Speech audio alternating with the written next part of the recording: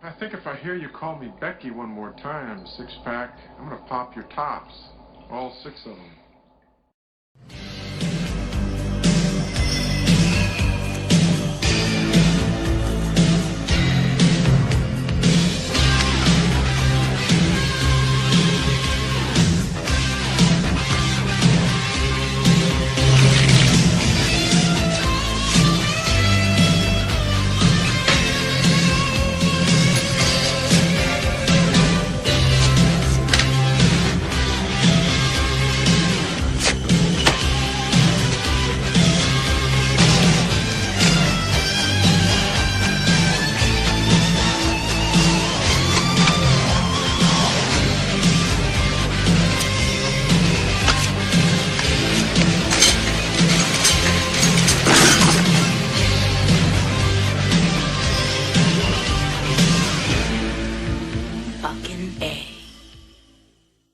Hey, this is Matt. Once again, welcome back to another review. This is a Patreon review for Trevin, who wanted my thoughts on How to Train Your Dragon, the first film from 2010. First off, thank you so much for joining my Patreon. Thank you to everyone who has done that. If you're ever interested in joining my Patreon, the link is down below. Certain tiers get you certain things. Or if you ever want to request any type of video, review, re-review, movie topic, whatever, you do it directly via my PayPal. The link to that is down below in the info box. If not, no worries. If so, thank you so much. I really appreciate it. I really do. How to Train Your Dragon is a film I have seen. I've not seen the sequels, but I've always enjoyed this film ever since 2010. What was I doing at that time? I think I was working at the video store. Yeah, I was working at the video store at that time, and I would just rent random stuff because I could rent them for free. And I'm like, okay, dragons, I like dragons. Sadly, to me, there's not a lot of great dragon movies. Dragonheart, to be fair, I haven't seen in forever. Dragon Slayer, I barely remember. Reign of Fire, I really want to like that movie. Because, hey, it's dragons in the modern setting. Matthew McConaughey, Christian Bale, military versus, helicopters versus dragons. I think honestly they got the wrong director for that. Rob Bowman works well for X-Files, which is not necessarily an action franchise. Reign of Fire needed a Rennie Harlan or a John McTiernan or a Tony Scott, not Rob Bowman. So Rob Bowman proved he's not an action director when he did fucking Elektra.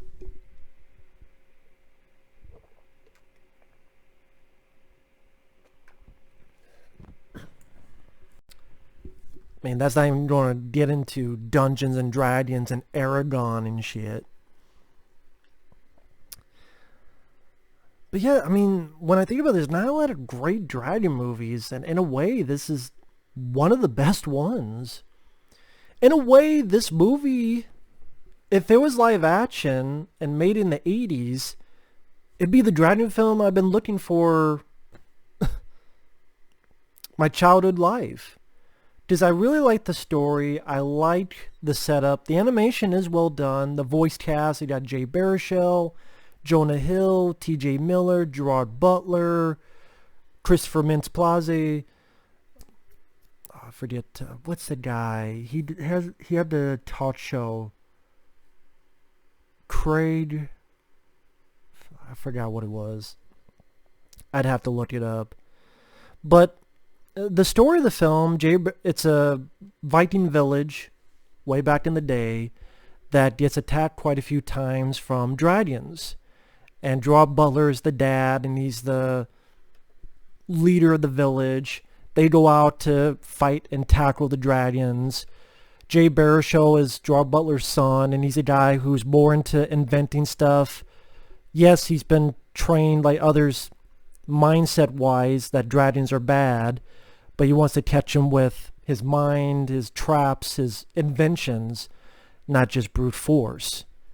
But then one day he does catch a dragon, and what was the name of the dragon? I mean, he would name him Toothless, but there's the type of dragon was a Night Fury.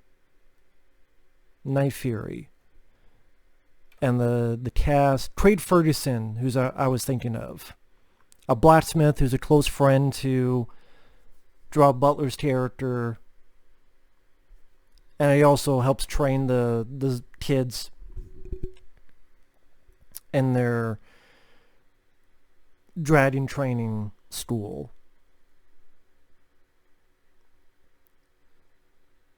America Ferrera as the love interest of Jay Baruchel's character. Actress for Mintz-Plasse, Jonah Hill, T.J. Miller. Those are kids that are part of the dragon training class. Because that's a good chunk of this film. Is these kids training for dragon school. Which is an interesting idea. Because I can't think of any other movie that dealt with that type of thing. Where they have certain dragons that do certain things. And they train each one. Like, use a shield here, use your sword here, be wary of this kind of dragon. That's mixed in with our lead character becoming more and more friends with this Night Fury dragon, who he names Toothless. And it's a well done sequence where I really get a sense of the friendship between a boy and his dragon. And in a way, that could be the other title of this movie, A Boy and His Dragon. And I thought the look of the dragon looked very cute. I know that may be a weird thing to say, but it's a very cute-looking dragon. You felt envious of the lead character because he got this dragon, and their interaction with each other, like the dragon, when he's been fed, he feeds him, and the way he's kind of like making Jay Baruchel eat a raw fish. And he kind of does have the traits of a dog. Because in a way, these dragons do kind of become pets by the end of the movie. Or something that you would do with a cat. You know how you have the light and they move around, they try to catch it. He does that at one point.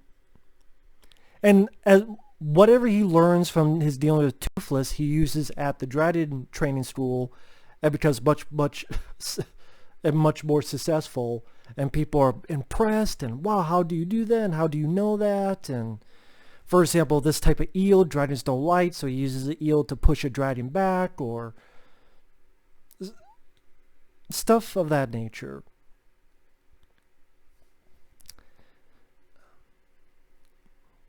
Other bits of interaction, like Toothless trying to smile, like that type of thing. I thought the relationship, the growing friendship between the kid, Jay Baruchel's character, and the dragon Toothless was endearing. It was endearing, it was charming, it was fun, and you bought by the end that they were friends. You bought it hook, line, and sinker. And I don't know why I never got around to watching the sequels. Just more and more stuff came up. When the action scenes happen, they're solid, they're fluid. The flying sequences are very nice to look at. The animation is top notch. It was cool to hear. I like Jonah Hill. I don't mind T.J. Miller. Gray as a person. Sounds like he's done some dumb fucking shit. Sometimes I don't mind him, like in Cloverfield. Sometimes he needs to be toned down, like fuck was that movie? Underwater. But with that said,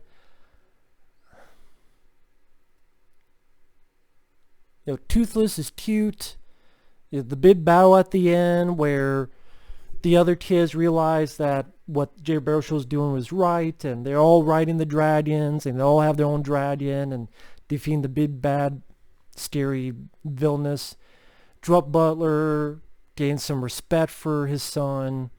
It all works out at the end.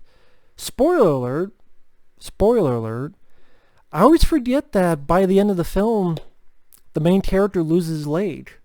And so he has a fake leg, which is reminiscent of earlier, the dragon lost a piece of its tail, and then Gerard Butler fixed it so it could fly. So now they're both someone who has lost something, and now has some type of mechanical thing. Maybe I was a bit worried about the sequels in the back of my head, thinking, I really like this movie. It's pretty charming, endearing, and fun. I just don't want to see sequels that ruin that fuck it up, that screw it up, that ruin that quality to it. I know it sounds stupid, but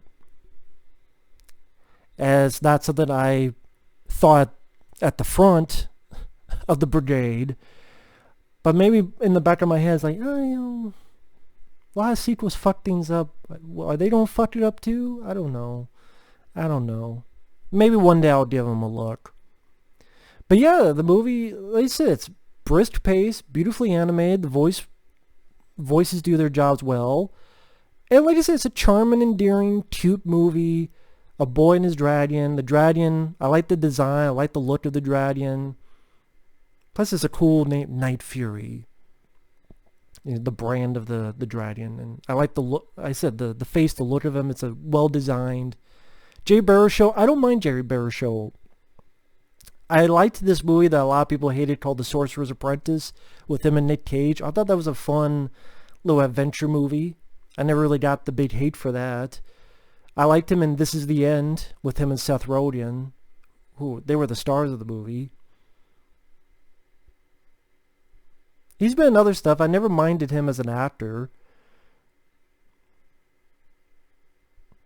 Like I said, I don't mind Jonah Hill, which has a supporting role of this. Gerard Butler, always nice to hear him. I like him as an actor. I like a good chunk of his movies, like Law Abiding Citizen and Gamer, I think is underrated. What was it? Olympus Has Fallen. Even, what was the second one? Olympus Has Fallen. London Has Fallen. Not so much Angel Has Fallen. That was disappointing. But Gerard Butler himself wasn't the problem. Like I said, I even liked what's the one everyone hated? And I reviewed it. I was like the only person who liked it. It was the one that Dean Devlin, Geostorm. I thought Geostorm was dumb fun, and Gerard Butler did a good job. I liked Gerard Butler in that movie. I liked Geostorm. Yeah, I'm the only person that did, I know. But hey, I still like it. But yeah, How to Train Your Dragon, fun movie. It fits well with the kids, but it's not embarrassing to watch as an adult. At least not to me. Fun film. But that's just my opinion. Anyway, thanks for watching. Take care. We'll see you guys later. Bye-bye.